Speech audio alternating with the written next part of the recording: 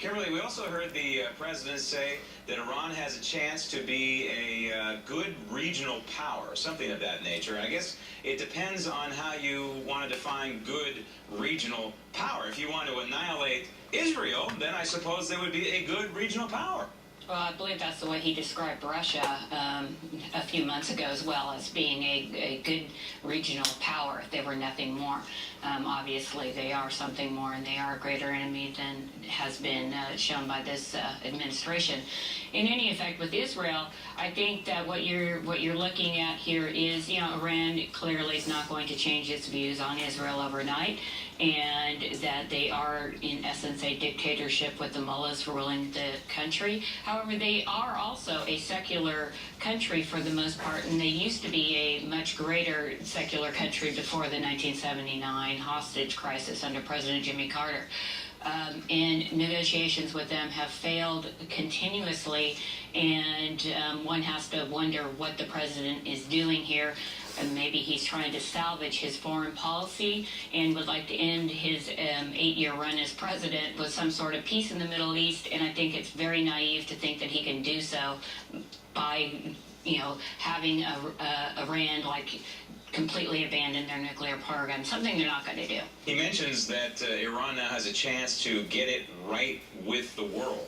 Not exactly sure what he means, but it kind of fits a pattern with this president. It seems to me that's almost a Pollyannish view of not only the region, but also the world dynamics. And if they get it right with the world from the Iranian point of view right now, that would be to annihilate Israel, and that's getting it right with Iran. So until we have that element, some clarification, some sort of paradigm change in terms of Israel and Iran, I don't see this happening.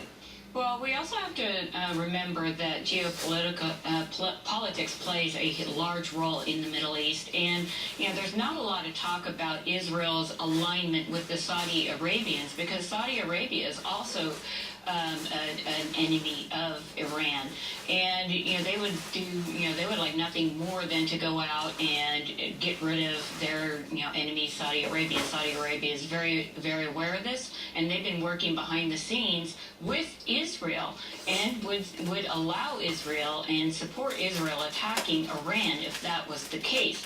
Again, I get back to President Obama's foreign policy and how naive it really is.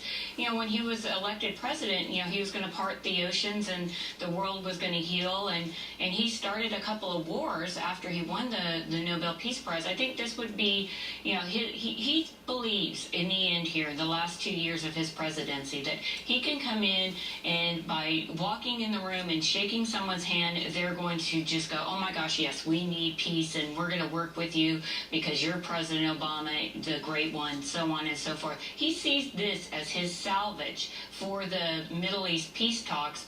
And again, it's naive. It's naive to think that we could go do what we did with Cuba, although I think that trading with Cuba is not a bad idea. The president made a deal to have 53, 57 political prisoners released into Cuba. Nothing has happened. But, but the difference is, Kimberly, is that Cuba is not an existential threat to anyone except itself, which is bad enough, its people. But you have Iran that is a real threat to Israel. And so, in the big picture here, it just doesn't seem like this president has a full grasp on reality, but it fits in a larger picture, does it not? When you look at the greater Middle East and the way he has addressed Islam and Islamic states, for example, Libya, for example, Egypt, the way he didn't handle things in Syria, it just seems as though there's a pattern here, and that he's been on the wrong side of history across the board, and it seems as though he's going in the wrong direction with Iran. Well, here, let me leave you with this. It kind of appears that much like Churchill was very successful at dictating American military actions after World War I around the world to help out colonial powers, it looks like someone behind the scenes is dictating what President Obama is going to be doing. He this, for the first time since the Cold War ended, there are a growing number of conflicts, and the world is a much more dangerous place. You insinuating maybe Valerie Jarrett, who has indirect ties to Iran? Quite possibly, or he just. I really believe this president thinks that by sitting down that he can solve the problem and that he has powers greater than anyone else here and that people are going to be his friends. And that's kind of why we're here now and why he's trusted Islamic ruling people to actually destroy any progress that's been made in the Middle East. In fact, you look at Syria and you see what happened in a very secular country. It's not even a country anymore. President Obama can really shake his hands with the bad guys on that, because the bad guys won, and President Obama is actually leading this and presiding over the complete obliteration of the Middle East as we knew it. He is, in my estimation, the Neville Chamberlain of our time. Kimberly.